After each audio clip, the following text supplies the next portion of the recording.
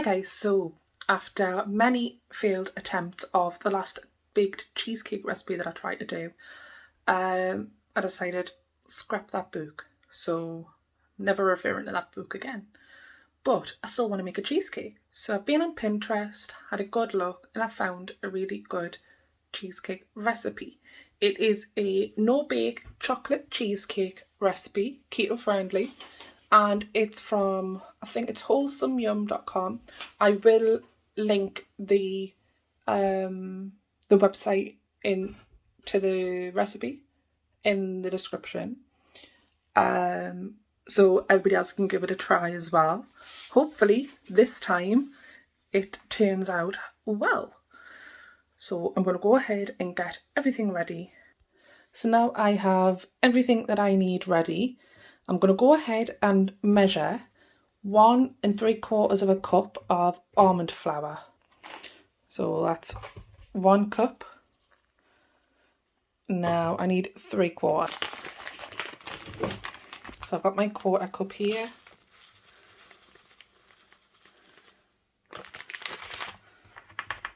That's 1/4.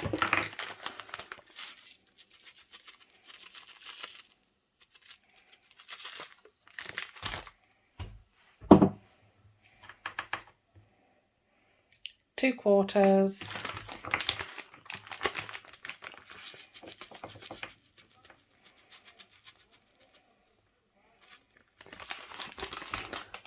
And 3/4. Next, you need to measure out your cocoa powder, which you need 3 tablespoons. That's 1 tablespoon.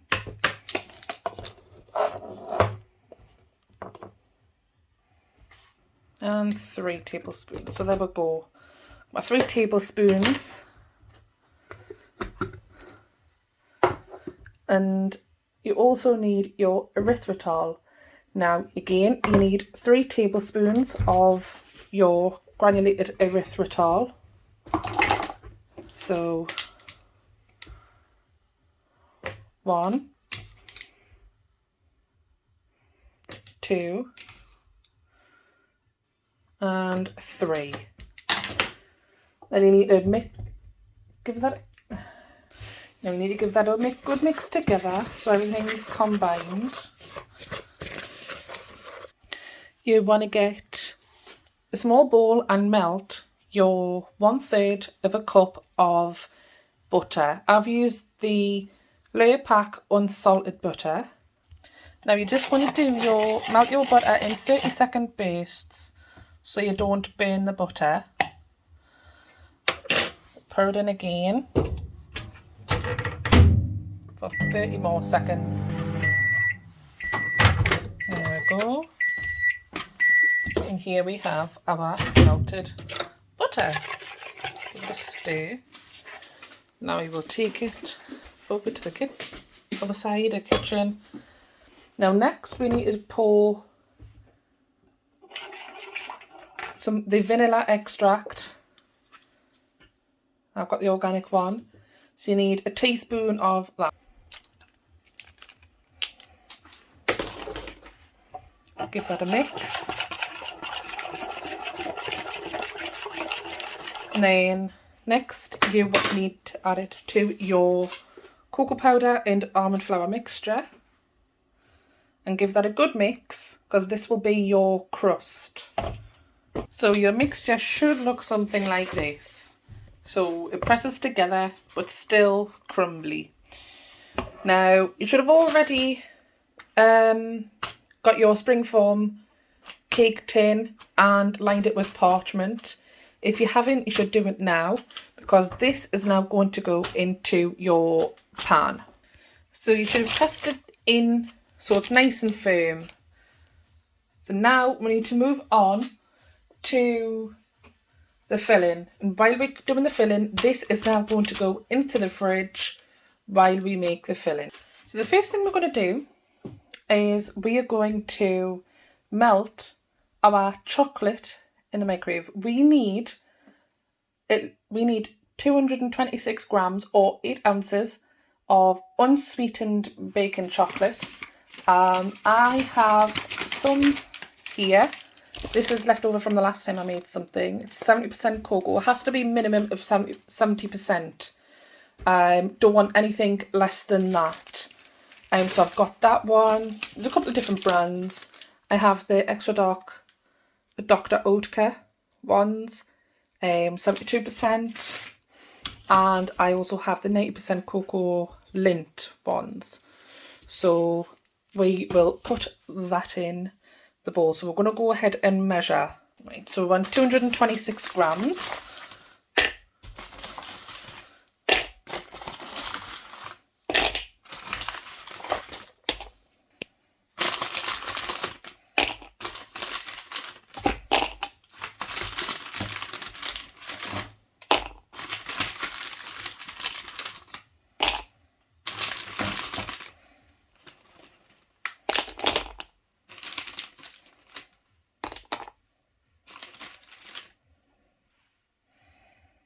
Then we've got 227 grams instead. So what we're going to go and do now, we're going to go ahead and measure this, and melt this rather, in the microwave. Again, do it in 30-second bursts and keep stirring because you do not want to melt the butter and the chocolate. So now we have our melted chocolate. It takes about 2 minutes in 30-second bursts. For mine. So we're going to go ahead and leave that to cool. So while that is cooling, we're going to beat together the cream cheese and the powdered sweetener. I'm using erythritol. I prefer erythritol, so I'm using that. So we need 24 ounces of cream cheese or 680 grams. So I'm going to go ahead and measure it. I'll let this set. Right, so that is now on 0 grams. So here I've measured out my Philadelphia. I actually used 4 tubs, which were 180 grams each. So there's 4 full tubs I've used, and that obviously comes to 682. So there you go. You don't really need to actually work it out in your head when you come to make it. So now that's in there, we need to now measure out the sweetener. Now we need 1 1/4 cups. So I'll give this a quick wash because obviously it's still got the almond flour in it. So that's 1 cup and 1/4. So now what you want to do, you need to get your electric hand mixer, and on a medium to low setting, you need to beat together. So here I have my handy little hand mixer. I've had this for ages. Actually, I think I got this one from either Aldi or Lidl's. So you just need it on a medium to low. So I started it off on setting 1. I've now currently got it on setting 2. I started off on setting 1 so all of the icing didn't go everywhere. I'm going to keep mixing this on setting 2 and then I will increase to number 3. Once you've beaten the powdered sweetener and the cream cheese together in the bowl, you next need to add in your vanilla extract and then beat again. You will need a teaspoon of vanilla extract. So there we have the vanilla extract. Beat that in. So now that's all beaten up, but the chocolate is actually still a little bit warm. So while it's still cooling, I'm going to go ahead and do a little bit of tidying up. Right, I've had a taste. Like, dip my finger in and yes, this is cool enough. So now what we're going to do is we're going to go and add it to the cream cheese mixture. So now we've got that added into there. You want to go ahead and again mix it on a medium to low. So start off on 1 so it doesn't go everywhere, then slowly build up. So now we have our chocolate cream cheese filling. We want to now get the crust out of the fridge, and we're going to spoon this into the dish. So now we've got that spooned in there, we want to go ahead, press it in and smooth it out without making it fall. Then once it's all smoothed out, all we need to do now is just put it in the fridge. And you want to put it in the fridge for at least 2 hours or until it's set. So now that is in the fridge. If you do have some leftover chocolate like I do, about 15 minutes before it's due to come out, or once it's completely set, you can just melt some more of the chocolate that you've got left over. And I've got a twitchy eye. So yeah, you can melt some of the chocolate that's left over and you can like drizzle it on the top, so you've got like a nice decoration. Or you can melt it and mix it with some erythritol, like the powdered erythritol, and a little bit of butter or cream, and you can make like some icing and do some nice little swirls on the top. Or if you've got plenty of the chocolate, you could melt it and just pour it over the top, so it goes down the sides to make a nice drip. So you could do lots of different things. I'm personally just going to melt some of the chocolate and just get a spoon and just drizzle it over the top, so it's got like a nice little pattern. So that's what I'm going to do. I will be back once it is set. In the meantime, who doesn't love a good lick of the spatula and the bowl? Done it since I was little. That's good. Hi guys, so I have took out the cheesecake. So I've checked on it and it's set. So this is like, there we go. I missed a little bit of a gap here. It's a nice thick base. So now what we are going to do is we're going to go ahead and I'm going to melt some chocolate. You can just leave the cheesecake the way it is.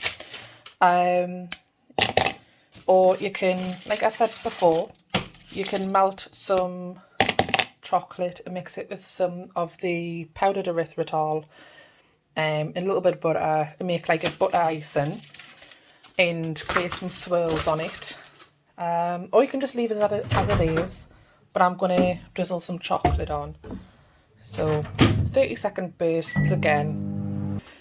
So now we have our melted chocolate. I'm going to just stir it to cool it down a little bit, and then we're going to drizzle it onto our cheesecake here. So I'll just get the chocolate and just do the squiggly lines like that. Trying to cool it down as much as I can, because I've just realised I've got to go and do the school run. So I want to get this put on and then put in the fridge for the chocolate to set. And I'll let you know. I'll show you the end product and what it tastes like later on.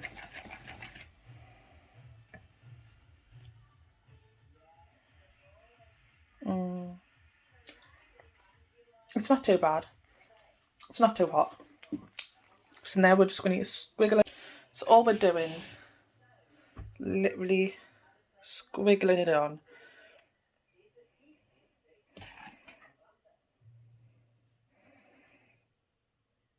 Again, if you wanted to, you could just pour it on, let it run down the sides so it looks like a bit of a drip as well. The decoration's completely up to you. So we're just chopping some slices off of the cheesecake.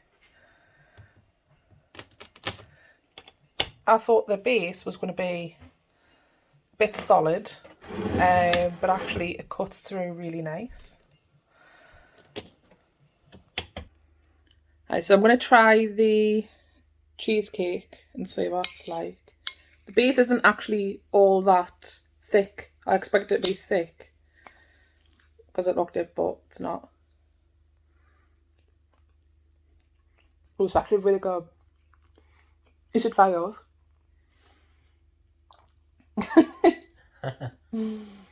It tastes just like a normal cheesecake, except obviously we know that it doesn't have actual sugar in, like 0 sugar. It's erythritol, isn't it? Yeah, it's erythritol. It just tastes like normal cheesecake. Try yours. It's really, really good.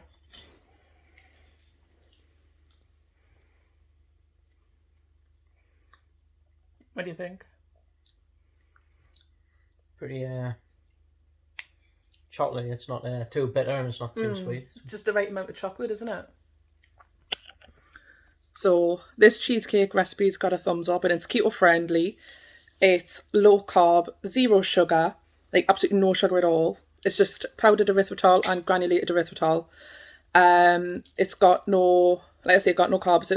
For the crust, we used almond, like ground almonds in it. So, which obviously I'll say in, like, obviously when we're making it. But yeah, it's really, really good. So, should definitely give it a try. Low calorie as well. So, that's it. See you in the next video.